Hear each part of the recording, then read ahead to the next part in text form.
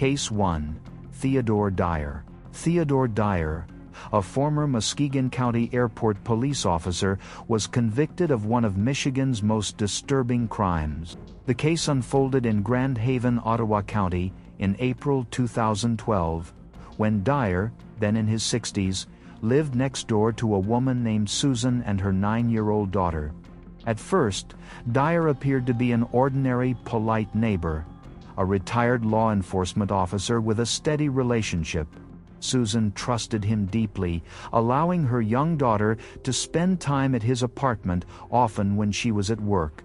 In June 2013, Susan went to Dyer's apartment late one evening to bring her daughter home. She entered quietly and found the apartment eerily silent. Hearing faint movement, she approached Dyer's bedroom and looked through the door. Inside, she saw Dyer performing an act on her daughter. She went in, pulled her daughter away, and immediately called the police. The child later told detectives that Dyer had abused her before. Dyer was arrested the same night and charged with multiple counts of first-degree criminal sexual conduct involving a child under 13. In December 2013, following a detailed investigation and emotional testimony, he was convicted. In January 2014, Judge Edward Post sentenced Dyer to 25 to 50 years in the Michigan Department of Corrections, effectively a life term due to his age. Dyer began serving his sentence at the Saginaw Correctional Facility, a medium to high security prison. Inside prison, Dyer's background as a police officer and the nature of his offense made him a target. Crimes involving children are despised within inmate hierarchies, and Dyer's presence was met with open hostility. His cellmate was Stephen Sanderson, a man already serving a life sentence without parole for a 1991 murder in Jackson County. Despite his violent history, Sanderson was known to avoid conflict unless provoked. According to official reports, on the night of October 29, 2014, tension between the two men erupted. Sanderson later told investigators that Dyer had begun to justify his crimes. During a late-night conversation, attempting to explain his assault as a misunderstanding. Enraged, Sanderson struck Dyer in the face, knocking him unconscious. He then removed the shoelaces from Dyer's shoes, tied them together, and strangled him while he lay on the floor. Sanderson said he held the laces around Dyer's neck for a long time until he stopped breathing.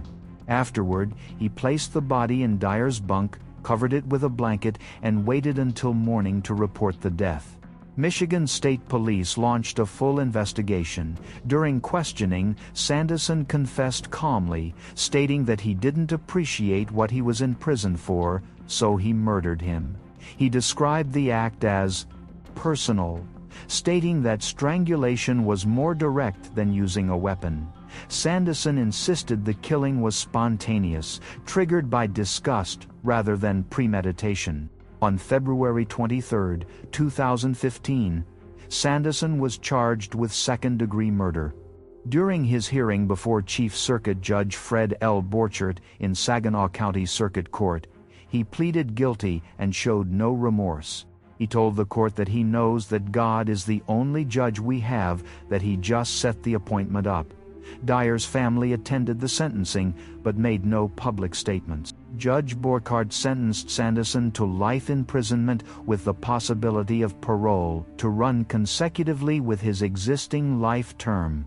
He was later transferred to Lonia Correctional Facility, one of Michigan's highest security prisons, where he remains. Theodore Dyer served only 10 months of his 25 to 50-year sentence before he was murdered inside his cell at Saginaw Correctional Facility. His death closed one of Michigan's most tragic cases involving a former law enforcement officer turned predator. Following standard procedure, Dyer's body was released to his family and quietly buried, marking the end of a predator's life. Case 2. Frank Joseph Coppola. Frank Joseph Coppola, a former officer of the Portsmouth Police Department in Virginia, became one of the most infamous figures in the state's criminal history. The crime occurred on April 22, 1978, in Newport News, Virginia. On that day, 51-year-old Muriel Hatchell was brutally murdered during a home invasion orchestrated by Coppola, along with his associates Joseph Miltier, Donna Mills, and his wife, Karen Coppola. What began as a planned robbery turned into a violent killing that would lead to Coppola's death 4 years later. Coppola had once been regarded as a disciplined young man from a religious working-class family in Portsmouth. As a child, he served as an altar boy and maintained close ties with his family. His early adulthood, however, was marked by instability. After graduating from St. Paul's Catholic High School, he joined the Portsmouth Police Department in August 1965.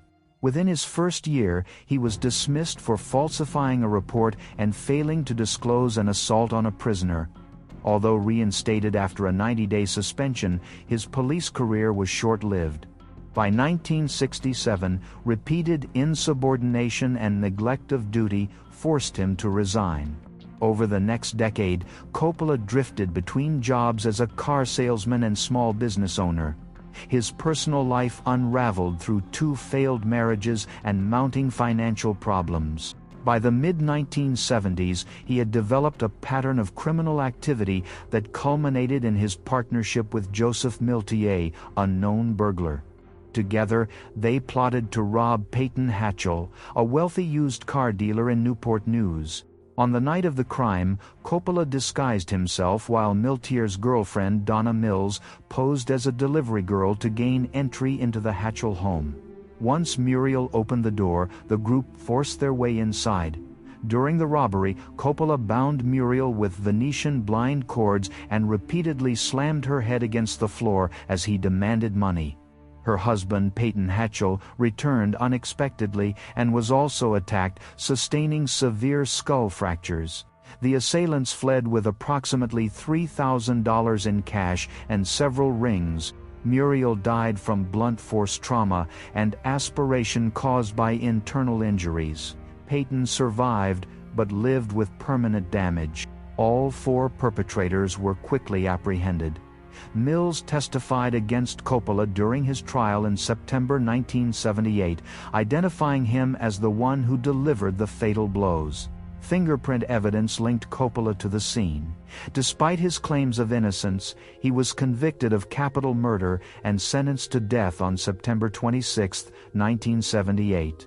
Miltier received 3 life sentences, Mills was given life plus 117 years, and Karen Coppola was sentenced to 55 years as an accessory. In the following years, Coppola maintained his innocence, stating he had been framed by his accomplices. However, after 4 years on death row, he waived all remaining appeals, saying he preferred death over a lifetime in prison. He spent his final months at the Virginia State Penitentiary, where he was described by officials as calm and compliant. On August 10, 1982, Coppola was executed by electric chair, becoming the first person executed in Virginia since 1962. Witnesses later reported that his execution was mishandled. His head and leg caught fire, and smoke filled the chamber as 2 jolts of electricity were required to end his life. His attorney described the process as inhumane. There were no media witnesses present. He was pronounced dead at 11:27 p.m. Before his death, Coppola stated he was ready to go and expressed that he wished peace for his family. He left no formal confession, maintaining his innocence to the end. He served 4 years of his death sentence before his execution. Following his death, he was buried quietly, with no public ceremony, and his grave remains unmarked. His execution reignited debates over the ethics of the electric chair, marking him as both a convicted killer and a controversial figure in the modern history of capital punishment. Case 3. Manuel Manny Pardo Jr. Manuel Pardo Jr., known as Manny, was a former police officer and Florida Highway Patrol trooper who became one of the most notorious serial killers in Miami-Dade County. Between January and April 1986, Pardo murdered 9 people across South Florida. Pardo was born in New York on September 24, 1956. He grew up in a working-class family and served in the United States Marine Corps before entering law enforcement. In the mid-1970s, he joined the Florida Highway Patrol, where he graduated valedictorian from his academy class. Despite early promise, his law enforcement career quickly declined. In 1979, he was dismissed for falsifying traffic tickets, having written citations for drivers who did not exist. Soon afterward, he joined the Sweetwater Police Department in Miami-Dade County, but his tenure ended after repeated disciplinary issues, including lying to investigators. By the mid-1980s, Pardo had lost his police career and drifted into the criminal world he once claimed to fight. He associated with Rolando Garcia, another former officer, and together they engaged in drug trafficking and robbery. Beginning in January 1986, Pardo started a 4-month killing spree. His first victims were Mario Amador and Roberto Alonso, both shot during a robbery. Later that same month, Pardo murdered Michael Millot, a Haitian activist who had previously sold him firearm silencers. Millo was lured into a car belonging to Pardo's wife by Garcia. Pardo waited in the back seat and shot Millo in the head with a 9mm pistol. The vehicle was later reupholstered to remove blood evidence. In February, he killed Luis Robledo and Ulpiano Ledo during a robbery of their home. 2 months later, he murdered Farah Quintero and Sara Musa following an argument over a pawned ring worth $50 and stolen credit cards. That same period, he shot Ramon Alvaro and Daisy Ricard, believing Alvaro had betrayed him in a drug deal. During Ricard's killing, his Ruger pistol jammed, and as he struck her with the weapon, the jammed bullet discharged into his own foot. This injury ultimately led investigators to him when the ballistic evidence linked his wound to his firearm. Police arrested him in a New York hospital where he was being treated for the gunshot injury. A search of his Miami home revealed a disturbing collection of Nazi memorabilia and documents describing his self-proclaimed mission to eliminate drug dealers. Prosecutors later described him as a man obsessed with power and control, disguising his crimes as acts of moral cleansing. Pardo maintained that he was purging the community of narcotics traffickers and claimed to have been acting as a soldier in a personal crusade against vice. At trial, Pardo ignored his defense counsel's advice and took the stand, admitting to the killings but justifying them as necessary. He told the jury, "I am a soldier. I accomplished my mission. I ask you to give me the glory of ending my life." The prosecution argued that Pardo was not a vigilante, but a hard substance dealer, eliminating his competition. He was convicted on 9 counts of first-degree murder and sentenced to death in 1988. Rolando Garcia was later convicted of 4 counts of first-degree murder, sentenced to death, but eventually won a retrial and was released in 2002 after serving over 2 decades. During his 26 years on death row at Florida State Prison, Pardo remained unrepentant. He spent much of his time writing letters and drawing, often depicting military and fascist themes. He continued to insist that his victims were criminals and that his killings were justified. In December 2012, his appeals were exhausted and a death warrant was signed. On December 11, 2012, at 6:45 p.m., Pardo was led into the execution chamber in Ryford, Florida. Witnesses described him as calm and composed. His final words were, "Airborne forever," referencing his service as a Marine paratrooper. The lethal injection was administered and he was pronounced dead at 7:47 p.m. He was 56 years old.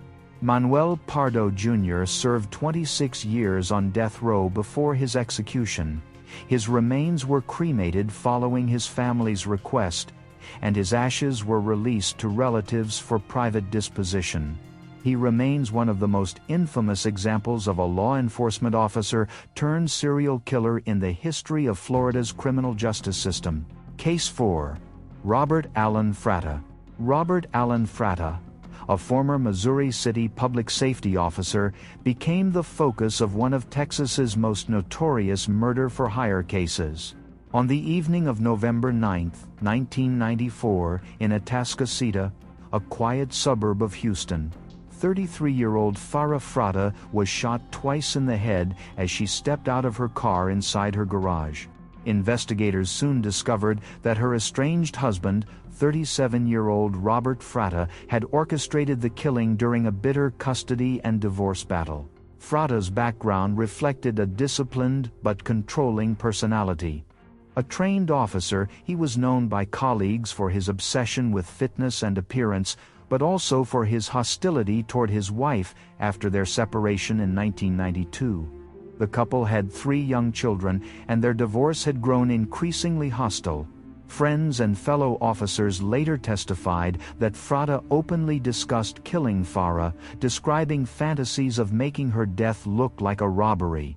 Unable to carry out the act himself, Fratta turned to a gym acquaintance, 38-year-old Joseph Andrew Pristash, who agreed to arrange the killing. Pristash recruited his 18-year-old neighbor, Howard Paul Guidry, to serve as the gunman. The payment agreed upon was approximately $3,000 and a used Jeep. On the night of the murder, Fratta took his children to church to provide an alibi. Meanwhile, Pristash drove Guidry to Farrah's home. As Farrah returned from a haircut and parked in her garage, Guidry ambushed her, firing 2 fatal shots before fleeing with Pristash. Initial suspicion fell on Fratta, but with limited physical evidence, no arrest was made. His lack of visible grief and detached behavior drew attention, and Farrah's parents offered a reward to help solve the case. Months later, Guidry was arrested for an unrelated bank robbery, and a revolver found in his possession was traced to Fratta. When Pristash's girlfriend, Mary Gipp, came forward, police connected the 3 men. All were arrested and charged with capital murder. In 1996, Fratta was tried first. Prosecutors presented ballistics evidence, witness testimony, and accounts of Fratta's repeated efforts to solicit hitmen. He was convicted on April 18 and sentenced to death 6 days later. Pristash and Guidry were separately tried and also received death sentences. Over the years, appeals and retrials followed, citing procedural issues and the improper use of accomplice confessions. Guidry's conviction was overturned and retried in 2007. Fratta's case was retried in 2009. Both were again sentenced to death. During his incarceration at the Polunsky unit in Livingston, Fratta maintained his innocence, describing himself as a victim of false testimony. Those who interacted with him reported he was polite and quiet, spending most of his time reading legal materials and working on appeals. He made no known efforts toward reconciliation with his children, who publicly supported his execution. His appeals, including one claiming that the drugs used in Texas executions were expired, were all denied. On January 10, 2023, 65-year-old Fratta was executed by lethal injection at the Huntsville unit after 28 years in custody. Witnesses noted he declined to give a final statement and showed no emotion as the injection began. He was pronounced dead at 7:49 p.m. His remains were released to family members. Burial details were not publicly disclosed. His middleman, Joseph Pristash, died of natural causes on June 17, 2025, after nearly 29 years on death row. The gunman, Howard Guidry, remains incarcerated at the Allen B. Polunsky unit under sentence of death. Robert Allen Fratta served 28 years of his death sentence at Polunsky unit before being executed by the state of Texas. His case remains one of the most documented examples of domestic murder for hire in modern Texas history.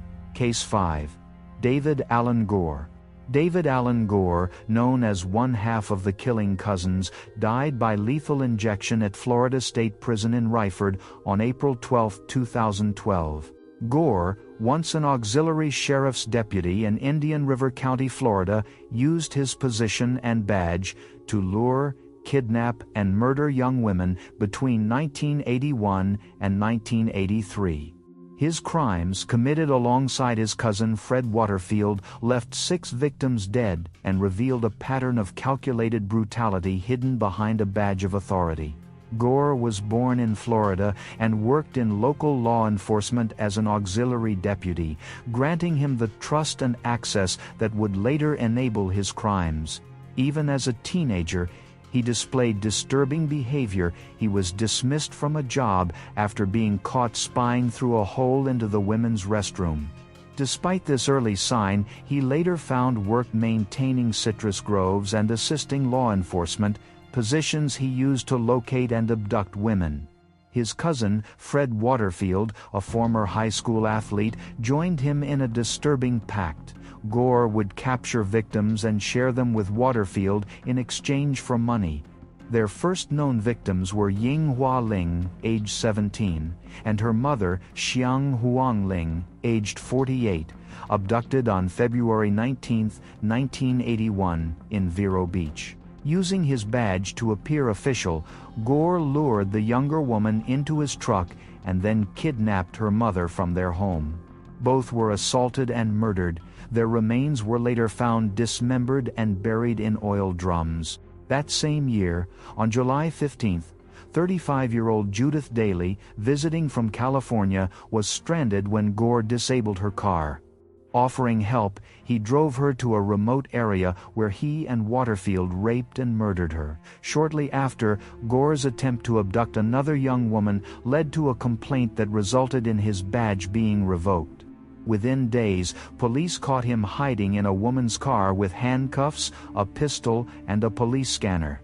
Convicted of armed trespassing, he served less than 5 years before being released on parole in March 1983. Within weeks of release, Gore and Waterfield resumed their crimes. On May 20, 1983, they picked up 2 14-year-old hitchhikers, Barbara Byer and Angelica LaValle, near Orlando. Both were assaulted, murdered, and dismembered. These crimes later led to Waterfield's conviction for 2 counts of first-degree murder and 2 life sentences. Their final known victims were Lynn Elliott, aged 17, and Regan Martin, aged 14, abducted on July 26, 1983. Gore took the girls to his parents' home, bound them separately, and assaulted them. Lynn Elliott escaped naked into the yard, hands tied, before Gore chased her down and fatally shot her. A teenage neighbor witnessed the shooting and alerted authorities. Police surrounded the house, leading to a 90-minute standoff before Gore surrendered. Regan Martin was found alive in the attic, bound and terrified. Gore confessed to 6 murders and led investigators to the bodies of 3 victims. He was indicted on August 10, 1983, on charges of first-degree murder, kidnapping, and sexual battery. His trial was moved from Vero Beach to St. Petersburg due to public outrage. On March 16, 1984, he was convicted and after an 11-to-1 jury vote, sentenced to death. The Florida Supreme Court upheld the conviction and death sentence in 1985. Over nearly 3 decades on death row, Gore filed multiple appeals, all of which were denied. He remained at Florida State Prison in Ryford, spending his time writing letters to journalists and expressing periodic remorse. In interviews, he described his crimes with unsettling detachment, but later claimed he had found God and regretted his action.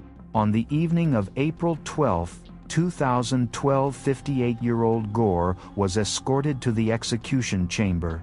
Witnesses included relatives of the victims. Strapped to a gurney, he made a brief final statement. "I'm sorry. I've had remorse. I'm not the man I was back then. I don't fear death." At 6:19 p.m., He was pronounced dead from a lethal injection of pentobarbital. He was buried in the prison cemetery shortly thereafter, his remains unclaimed. Gore served 28 years on death row before execution. His cousin and accomplice, Fred Waterfield, continues to serve 2 consecutive life sentences at Hardy Correctional Institution in Florida. As of today, Waterfield remains incarcerated, maintaining his innocence despite Gore's extensive confessions. David Allen Gore's crimes and execution closed one of Florida's most disturbing serial murder cases, ending the life of a man who had once worn the badge of a law enforcement officer. Case 6. Gerard John Schaefer. Gerard John Schaefer, popularly known as the Killer Cop and the Hangman, was tied to the abduction and murder of Susan Carroll Place and Georgia Marie Jessup on September 27, 1972 in the Fort Lauderdale, Port St. Lucie area of Florida. Schaefer was a former deputy sheriff in Martin County at the time he committed the crimes for which he was convicted. Schaefer was born in Wisconsin, and after military service and college moved to South Florida, where he served briefly as a sheriff's deputy. He was described by acquaintances as socially awkward but intelligent. By the time of the crimes he was in his mid-20s and had begun writing lurid fictional accounts that blended fantasy and violent intimate themes. In the autumn of 1972 he encountered Susan Place and Georgia Jessup at an adult education class, using the alias Jerry Shepherd to gain their trust before abducting them. The trial began with Schaefer's meeting the 2 teenagers on the afternoon they disappeared. He drove with them in his car, and later their remains were discovered dismembered and partly buried in Oak Hammock Park. Investigators recovered physical evidence and items that linked Schaefer to the victims. 2 other young women who had been abducted by Schaefer on separate occasions escaped and provided testimony describing restraint, attempted murder, and methods of binding that prosecutors used to show a pattern. Schaefer denied the killings, claiming his writings were fictional and that he had been framed. He also disputed having met some alleged victims. Schaefer's criminal prosecution began after his April 1973 arrest. He was tried in St. Lucie County in September of 1973, convicted of 2 counts of first-degree murder and related charges, and sentenced to 2 concurrent terms of life imprisonment at a time when capital punishment in Florida was unavailable. Appeals and legal challenges followed, but did not overturn the convictions. While incarcerated, Schaefer continued to proclaim innocence in the murders for which he was convicted, described some victims in derogatory terms to press accounts, and authored correspondence and prose that fascinated and disturbed investigators. During his more than 2 decades in custody, Schaefer developed a fraught reputation among fellow inmates. He was repeatedly targeted, inmates threw human waste at him and twice set his cell on fire, and prison officials later reported concerns that he had acted as an informant, providing confidential material about other prisoners to authorities and prosecutors in exchange for privileges. On December 3, 1995, Schaefer was found inside his cell at Florida State Prison with more than 40 stab wounds to the face, head, neck, and body, a slashed throat, his right eye affected terribly, and fractured ribs. Correctional staff were alerted by a fellow inmate. Schaefer was dead at the scene. Authorities charged fellow inmate Vincent Faustino Rivera with Schaefer's murder. Rivera, who was already serving a life sentence plus 20 years for a double homicide in Tampa in 1990, was convicted in 1999 of Schaefer's killing and received an additional 53 years and 10 months. Rivera never provided a public confession or fully explained his motive. Press accounts and investigators noted an apparent immediate altercation over a trivial matter, reported as an argument about the final cup of hot water, but investigators and some prison officials also considered that Schaefer's prior informing on inmates or his status as a disliked, high-profile inmate likely contributed to a decision by others to attack him. Rivera's conviction remains the official finding as to who murdered Schaefer. Schaefer's body was handled by prison authorities and local coroners following standard procedures. Public records and contemporary reporting indicate he was interred following official disposition by authorities. He served only 22 years of his life sentence before he was murdered. Case 7. Charles Becker. Charles Becker, popularly known as Lieutenant Charles Becker of the New York City Police Department, was implicated in the murder of bookmaker Herman Rosenthal on July 16, 1912, on West 43rd Street outside the Hotel Metropole in Manhattan. Rosenthal was shot by a crew of 4 gunmen: Lefty Louis Rosenberg, Jacob Whitey Seidenschner, Frank Sirafisi, and Harry Gyp the Blood Horowitz, who were later convicted as the triggermen. Prosecutors alleged they acted at Becker's behest because Rosenthal had publicly accused Becker of extorting money from illegal gambling operations. Becker was born in Callicoon Center, New York, and rose through the ranks of the NYPD to lieutenant, serving on squads that policed gambling and the Tenderloin District. In the months before the murder, Rosenthal had complained to the press about police shakedowns, naming Becker among officers who allegedly demanded a share of gambling proceeds.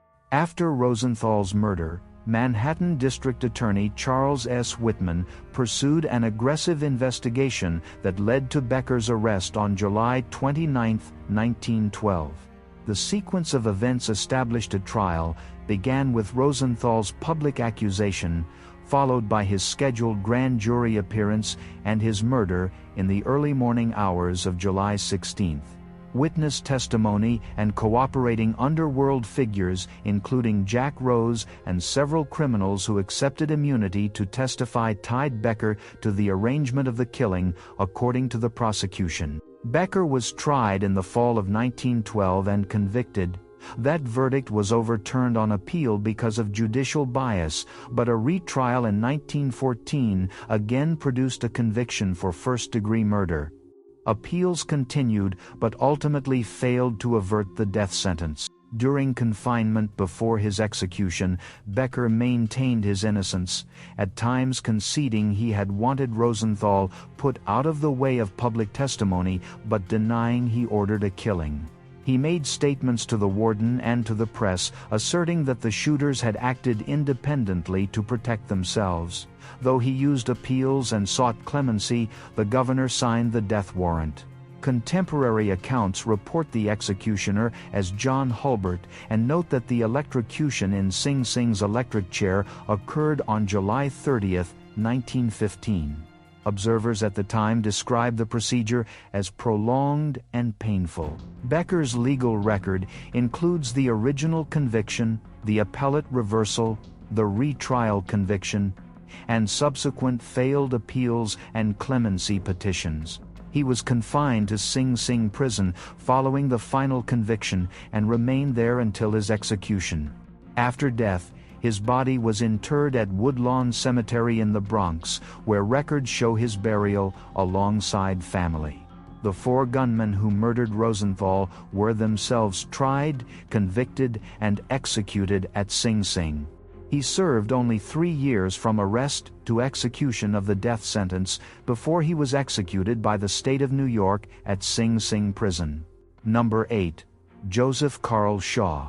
Joseph Carl Shaw, sometimes known simply as J.C., was executed on January 11, 1985, at the Central Correctional Institution in Columbia, South Carolina.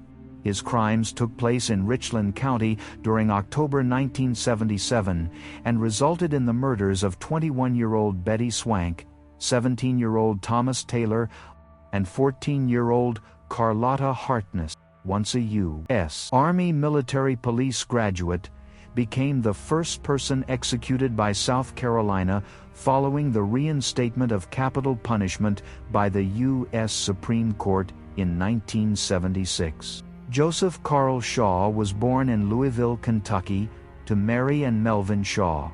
He grew up in the suburb of Jeffersontown, where he attended St. Edward's Catholic Middle School and served as an altar boy. After leaving Jeffersontown High School before graduation, he enlisted in the Army and completed his training at the Military Police School in 1975. Stationed at Fort Jackson, Columbia, South Carolina, he met James Terry Roach, Ronald Eugene Mahaffey, and Robert Neal Williams. The four men bonded over drinking and drug use. In mid-October 1977, Shaw experienced the sudden end of a romantic relationship, an event that triggered a spiral of reckless violence. On the night of October 17, 1977, Shaw and his companions were under the influence of hard substances when they decided to find a woman to harm. They encountered 21-year-old Betty Swank, offering her a ride. Once inside the vehicle, she was threatened with a firearm, kidnapped, assaulted, and ultimately shot dead by Shaw using a .22 caliber pistol. Her body was later found at a mobile home park near Columbia. 12 days later, on October 29, Shaw, Roach, and Mahaffey repeated their violent spree. After spending the day drinking, they drove to a baseball field where they noticed a car occupied by Thomas Taylor and Carlotta Hartness. Roach pointed a rifle at Taylor and demanded money, which Taylor handed over. Shaw then forced Hartness into their car. Following Shaw's orders, Roach shot Taylor dead in his seat. The men took Hartness to a dirt road nearby where she was assaulted by each of them. Roach shot her once in the head, and Shaw fired another round to ensure her death. Later that night, Shaw returned to the scene to mutilate her body. The next day, the bodies of both victims were discovered. Authorities arrested Shaw, Roach, and Mahaffey on November 3, 1977. Each was charged with 2 counts of murder, rape, kidnapping, conspiracy, and armed robbery. Robert Williams faced separate charges related to the murder of Swank. The state sought the death penalty against Shaw and Roach, while Mahaffey, who was 16 at the time of the crime, received life imprisonment in exchange for testifying. On December 12, Shaw pleaded guilty to all charges. 4 days later, both Shaw and Roach were sentenced to death. Shaw's death sentence applied to the murders of Taylor and Hartness, while he received life imprisonment for Swank's killing. During his 7 years on death row, Shaw developed a deep involvement with religion, spending his time reading scripture and corresponding with priests and lawyers who advocated for clemency. However, multiple appeals failed, including one to the U.S. Supreme Court. By early 1985, his execution date was set. On January 11, 1985, Shaw was executed by electric chair at the Central Correctional Institution. He was 29 years old. His final meal consisted of pizza and tossed salad. In his final statement, he expressed remorse, thanking his family, spiritual advisors, and attorneys, and apologized to the families of his victims, stating, "I take full responsibility for what I have done." Following his death, his accomplice, James Terry Roach, was executed by electrocution the next year. Mahaffey died of natural causes in 2003 while serving his life sentence. Shaw's remains were released to his family and interred in Kentucky. He served 7 years of his death sentence before execution at the Central Correctional Institution, where his burial closed one of South Carolina's most infamous capital punishment cases. Number 9. Anthony John Sully.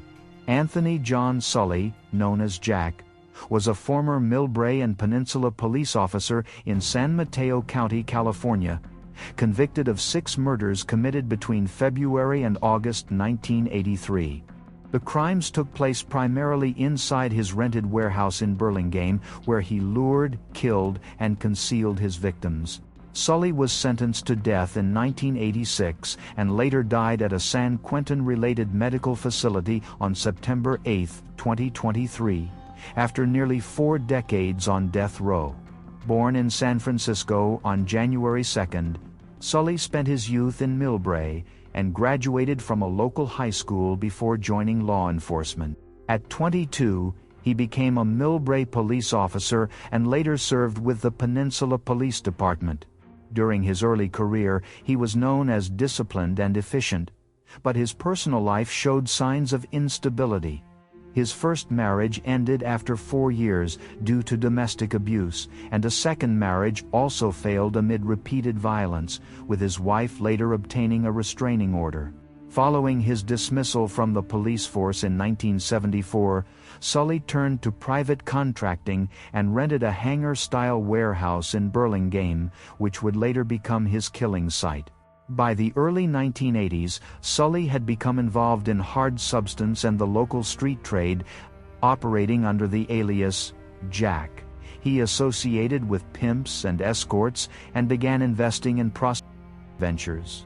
In 1982, he met Tina Livingston, an escort service operator who later became his primary accomplice. The first known victim, Gloria Fravel, a 24-year-old street worker indebted to Livingston, was taken to Sully's warehouse in early February 1983. Sully beat, bound, and tortured her over 2 days before choking her. When Fravel briefly regained consciousness during disposal, Sully struck her with an axe, finally murdering her. The body was found on February 7 near State Route 35. Soon after, 19-year-old Brenda Oakton was brought to the warehouse and shot in the back of the head. In April, Sully lured 24-year-old pimp Michael Thomas and his partner 20-year-old Phyllis Melendez to the hangar and murdered both with gunshots to the head. Their bodies, along with Oakton's, were placed in 55-gallon drums filled with concrete and dumped in Golden Gate Park, where they were found by a patrolman on April 29. In August, Sully murdered his ex-girlfriend, 22-year-old Barbara Searcy, by shooting her in the head, later discarding her body near the Pulgas Water Temple. His last known victim, 24-year-old Catherine Barrett, was murdered with the assistance of 20-year-old Michael Francis, who helped stab and bludgeon her with a sledgehammer during a failed transaction.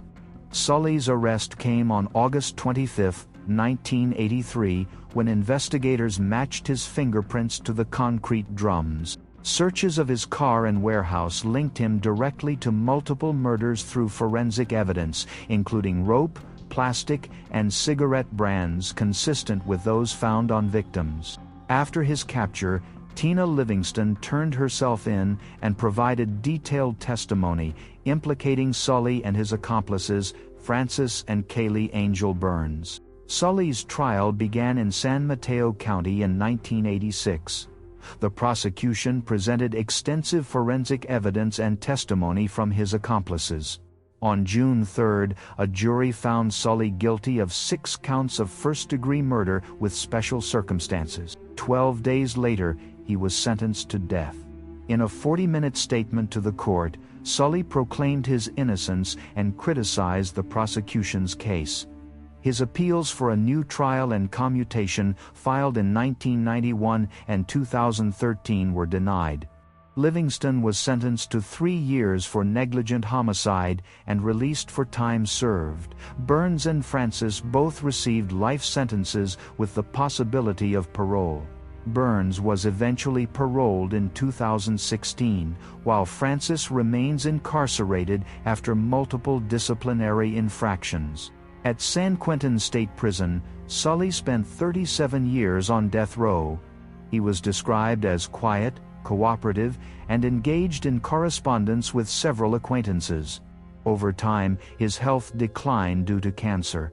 He died of natural causes at a medical facility associated with San Quentin on September 8, 2023, at 79 years old.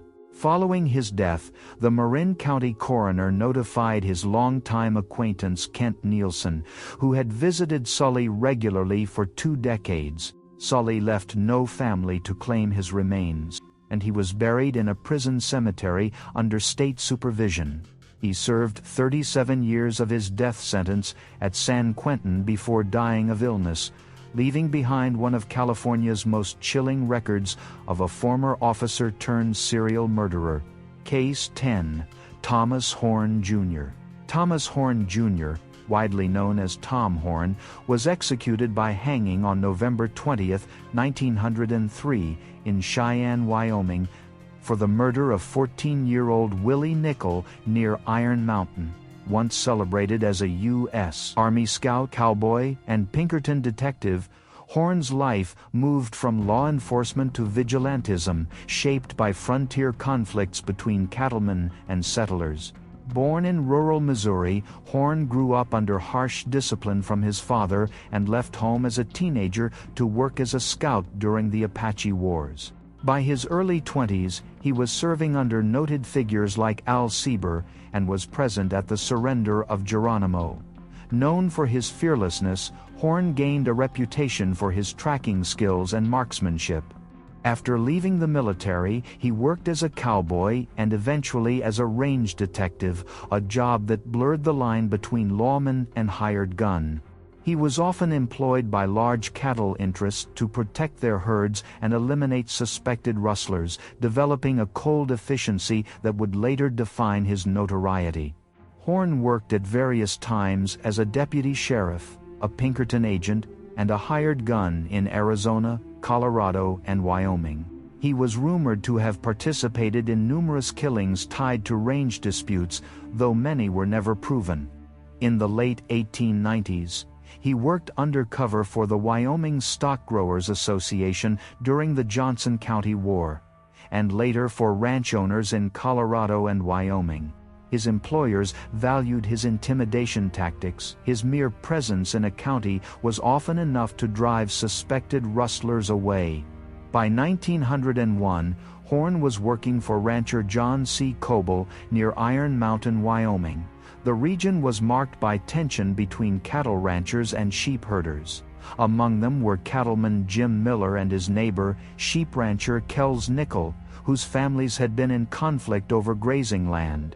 On July 18, 1901, Willie Nickel, Kells's 14-year-old son, was found dead near his family's gate, shot at long range. Suspicion fell on those involved in the feud, including the Millers and Horn, who had been staying nearby. Deputy U.S. Marshal Joe LaForce later questioned Horn in Cheyenne in January 1902 under the pretense of offering him a job. Horn, reportedly intoxicated, spoke freely about his past work and mentioned the Nickel shooting, calling it the best shot I ever made and the dirtiest trick I ever done. LaForce claimed this was a confession. Horn was arrested the next day and charged with the murder of Willie Nickel. His trial began in October 1902 and drew national attention. The prosecution relied heavily on LaForce's testimony and the transcript of Horn's alleged confession. No physical evidence tied him to the murder, but his reputation as a gun for hire influenced the jury.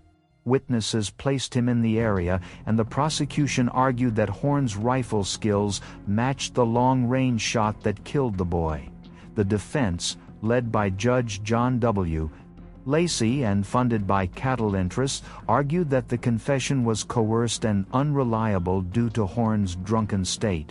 Despite this, Horn was convicted on October 23, 1902, and sentenced to hang.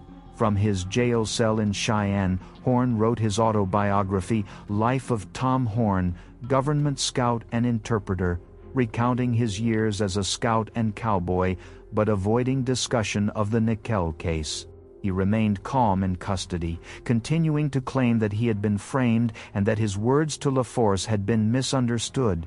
Efforts to appeal his conviction were denied by the Wyoming Supreme Court. Supporters, including schoolteacher Glendaline Kimmel, tried to convince Governor Fenimore Chatterton to grant clemency, submitting an affidavit suggesting another suspect, Victor Miller, might have been responsible. The governor refused intervention. On the morning of November 20, 1903, one day before his 42nd birthday, Horn was led to a water-powered Julian gallows at the Laramie County Jail in Cheyenne. The device opened its trapdoor by releasing a weighted lever after water drained from a barrel. Witnesses reported that Horn appeared composed. When asked for last words, he replied, "Ain't losing your nerve, are you, Joe?" addressing the sheriff. The trap was released at 11 a.m., and Horn died within minutes. He was buried on December 3, 1903, in Columbia Cemetery in Boulder, Colorado. His friend and former employer, John C. Coppola, paid for the coffin and grave marker. Horn served just over 1 year in custody before execution. He never revealed the names of those who had hired him during his years as a range detective. As of the present day, Tom Horn's case remains debated. Some historians argue that he was guilty, and simply met the same fate he had delivered to others. Others maintain he was wrongfully convicted on the basis of an unreliable confession. Regardless, Horn's execution ended the life of one of the most controversial figures of the American frontier, an ex-lawman who lived and died by the gun. Number 11. Thomas Bell Poole.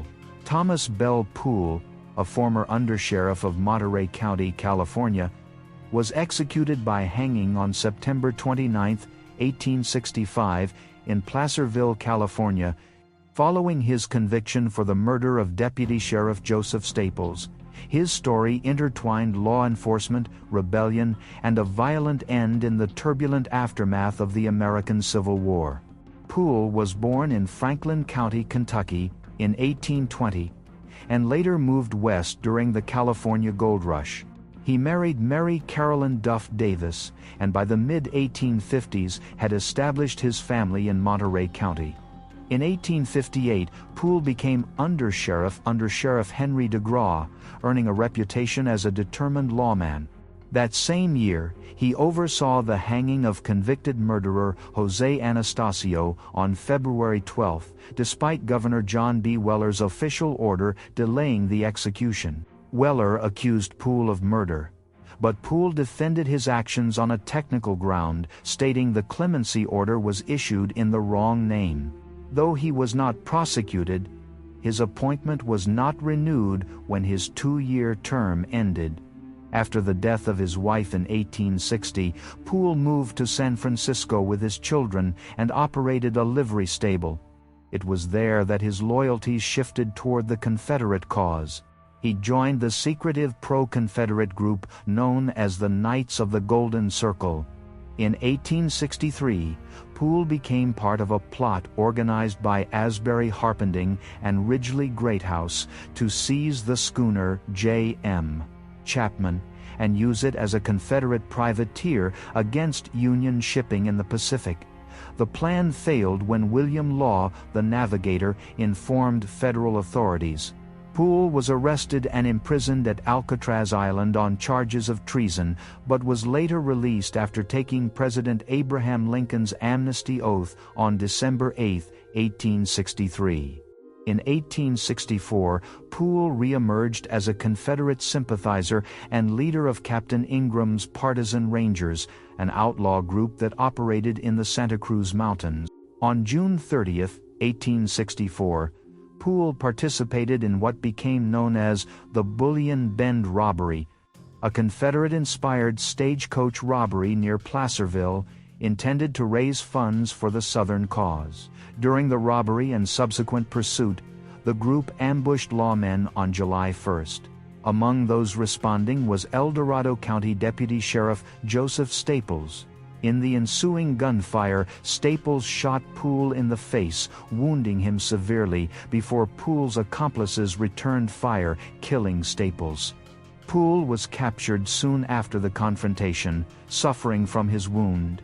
He was charged with first-degree murder for the death of Deputy Staples. His trial commenced in August 1864, and after only 15 minutes of jury deliberation, he was convicted. Preston Hodges, one of his accomplices, was convicted of second-degree murder and sentenced to 20 years of hard labor, while other associates were acquitted. Appeals to the California Supreme Court failed, and petitions for clemency signed by several county sheriffs were sent to Governor Frederick Lowe. The governor declined to intervene. Poole remained incarcerated for more than a year while his execution date was postponed. Reports from his confinement indicate that Poole maintained composure and often cited his allegiance to the Southern cause as justification for his acts, viewing them as wartime measures rather than crimes. On the morning of September 29, 1865, Thomas Bell Poole was escorted to the gallows at Placerville. Before his death, he reportedly spoke little, expressing neither repentance nor defiance, and maintained that he had been acting under Confederate sympathies. The hanging was carried out without incident before a large crowd, marking the end of one of California's most politically charged executions of the post-war period. Poole's body was later interred locally in Placerville. He had served just over 1 year in custody following his conviction before his execution by hanging at Placerville Jail. His death closed the chapter on a man who once upheld the law and later died condemned by it, reflecting the deep divisions and consequences left by the Civil War in the American West. Thank you for watching. Check out these other interesting clips from the channel and be sure to subscribe and ring the bell to be notified about our latest videos.